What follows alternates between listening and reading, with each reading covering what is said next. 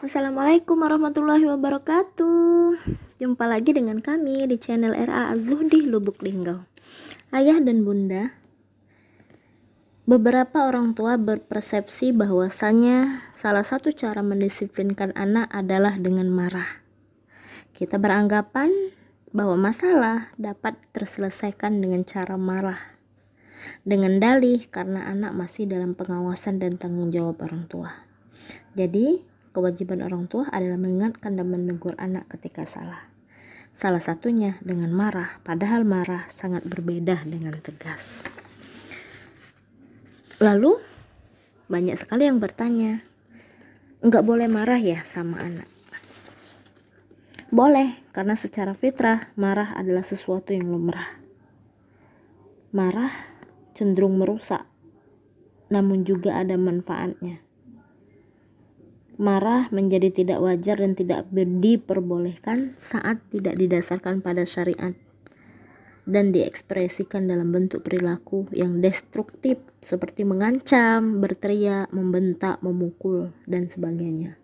Allah saja murka. Nabi pun bisa marah.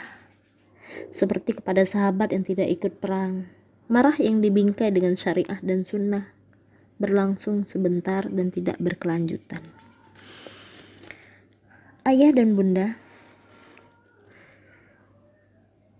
kali ini kita akan membahas akibat kemarahan orang tua pada anak. Ayah dan bunda, apa akibat bagi anak ketika kita marah? Kelihatannya sepele ya. Saat marah terhadap anak, kita menyesalinya dan meminta maaf. Kemudian anak tersenyum dan memeluk kita. Kita anggap masalah sudah selesai. Padahal kenyataannya tidak semudah itu. Ada akibat luar biasa yang harus benar-benar kita ketahui sebelum kita melakukannya. Yang pertama, dari segi fisik adalah kerusakan atau kematian sel otak anak. Bayangkan ketika kita memarahi anak kita, satu bentakan atau perkataan kasar saja dapat membunuh lebih dari 1 miliar sel otak anak saat itu juga. Namun sebaliknya, bila anak kita mendapatkan suatu pujian, pelukan dan kasih sayang, maka rangkaian otak akan berbentuk indah. Hal ini berpotensi meningkatkan kecerdasannya karena perkembang otaknya yang sangat tepat. Kemudian akibat fisik yang kedua, ketika kita marah, jantung anak kita bisa kelelahan. Menurut Dr. Godeliva Maria Silvia Mary MSI, membentak anak akan menyebabkan jantung anak akan berdetak lebih cepat dan menyebabkan jantung menjadi lelah. Oleh karena itu, yuk kita bersama-sama menghindari membentak. Kemudian dari segi fisik yang ketiga, apa sih yang dialami oleh anak kita ketika kita mendidiknya dengan marah? Dispepsia. Apa itu? Anak yang sering mendapat ancaman dan bentakan dari orang tua cenderung mengalami stres yang menyebabkan lambungnya menjadi lebih sensitif terhadap jumlah asam dan nyeri, mengakibatkan anak mudah sakit mah.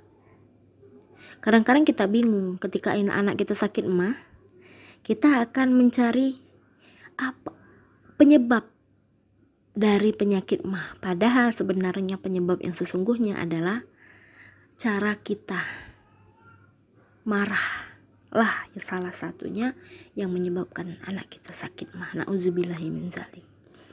Kemudian dari segi fisikis, kepercayaan anak menurun. Biasanya anak yang sering dimarahi cenderung adalah penyebab orang tuanya marah karena kesalahan yang ia lakukan. Sehingga semakin sering anak kita dimarahi, maka semakin kuat opini pada diri anak bahwa semua tindakannya salah, sehingga anak takut melakukan hal-hal yang baru. Dia merasa minder, kesulitan dalam melakukan suatu inisiatif.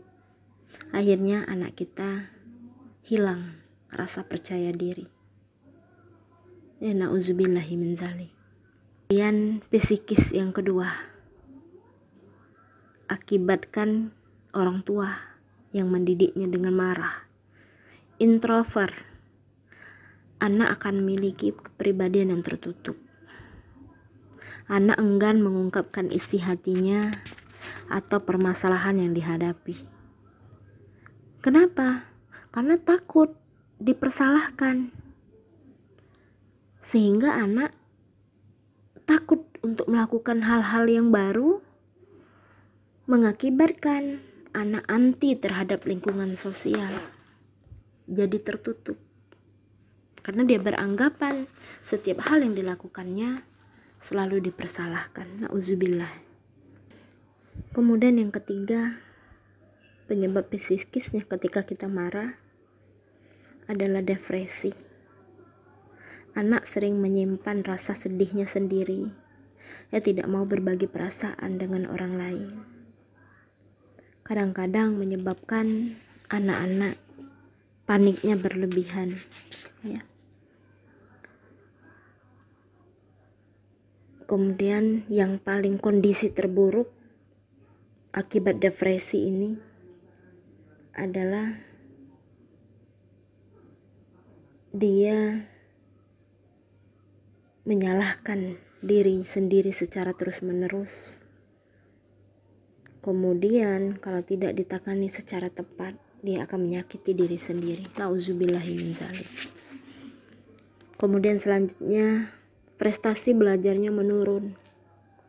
Biasanya anak yang sering dimarah, dia cenderung tidak percaya diri, pemurung, dan berpotensi depresi.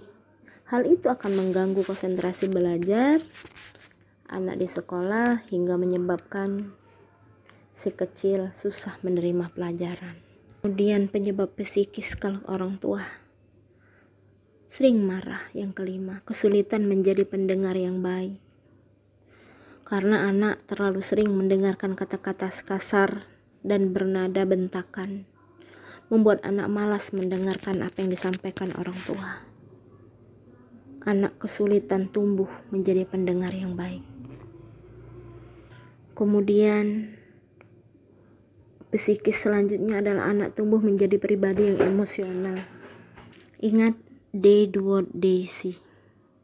Akan seperti apa teladan yang kelak diserap anak-anak, tergantung bagaimana pola asuh kita terhadap anak.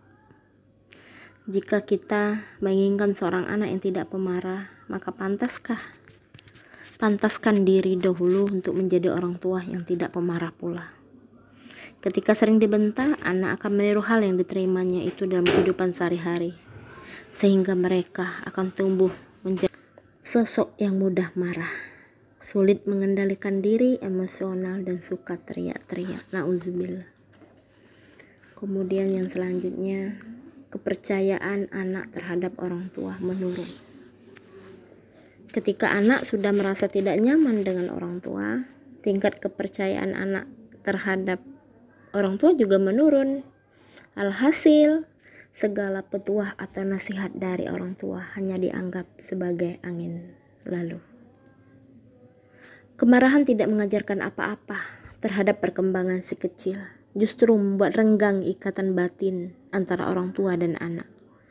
Anak akan merasa tidak nyaman dan takut karena perilaku orang tuanya. Kemudian yang terakhir, membuat anak mencari pelampiasan. Efek marah yang berlebihan pada anak membuat mereka merasa ingin melarikan diri. Anak tidak ingin dekat dengan orang tua. Efek yang sering terjadi adalah anak mencari pelampiasan di luar.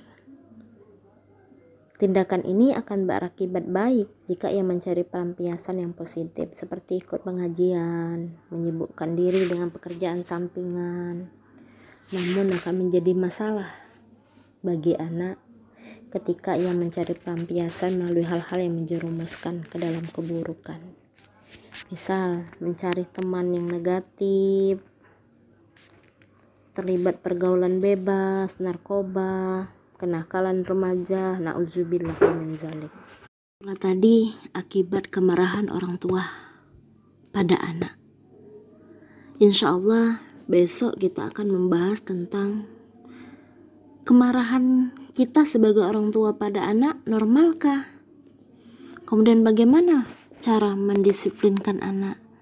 Insya Allah kita akan lanjutkan di part 2. Silahkan yang mau sharing tentang bagaimana mendidik anak dengan tanpa marah, silahkan komen di bawah.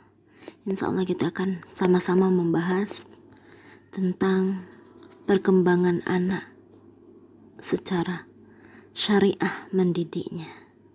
Demikian, semoga bermanfaat. Wassalamualaikum warahmatullahi wabarakatuh.